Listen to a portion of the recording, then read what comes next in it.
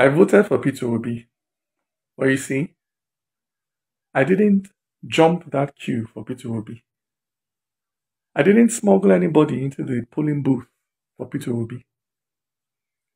I didn't brandish a knife or threaten anybody in my polling unit for Peter Obi. I did not snatch a ballot box, stuff a ballot box, break a ballot box for Peter Obi. I did not bribe anybody to change results for Peter Obi. I did not steal. I did not kill for Peter Obi. What I did for my candidate was stand in line. From 8 in the morning on Saturday till 8 in the morning on Sunday. And when the sun got too hot and I thought of going back home, I remembered shot to death on the train to Kaduna. And I stood.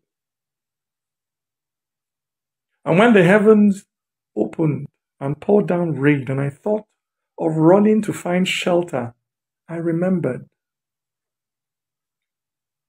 Stuck at home because of ASU strike. And I stood.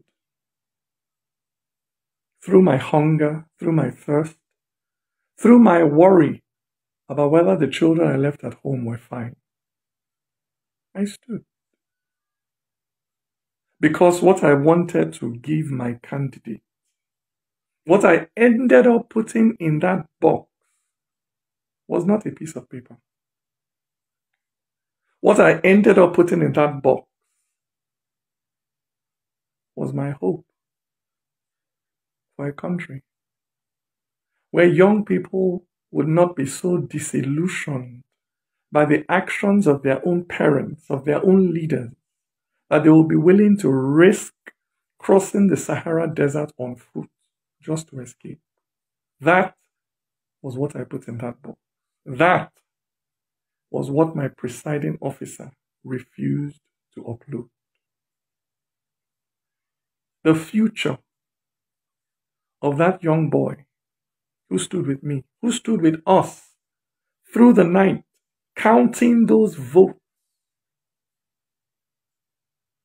He was a first-time voter, pregnant with hope. But somewhere between our polling unit and the collation center, that boy's future was ambushed by a politician. A politician who used biro to cross out that boy's destiny. A politician who found where that boy had written hope and wrote over it new words, hopeless. Yes. It is a terrible thing, I tell you, when a Nigerian is kidnapped on their way to Zamfara or Makodi or Enugu. But it is infinitely worse when Nigeria herself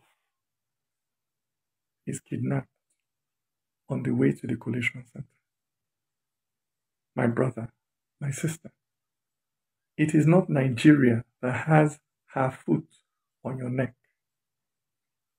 It is not the Fulani or the Igbo, the Christian or the Muslim that has wrapped their finger around your neck and is squeezing the civic life out of you.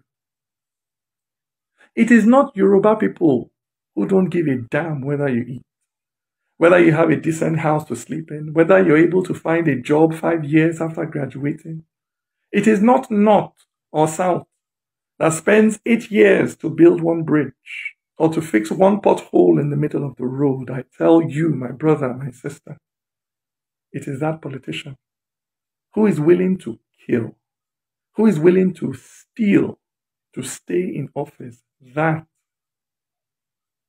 is your enemy.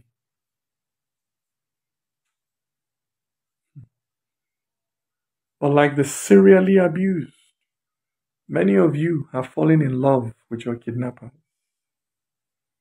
And you admire the swagger of those who steal destiny. You admire the confidence of those who use the future of the Almajiri to fuel their cars. But not me. Me, I would rather be a gate man in heaven than a king in hell. Me, my heart will always be there, standing in line with that young boy, waiting patiently for that day when our hopes will count. Mahmoud Yakubu, count our hope. For it is bearable, it is honorable to lose in a contest that is fair.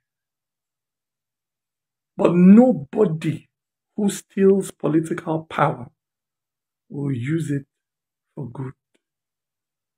Mahmoud Yakubu, count our vote.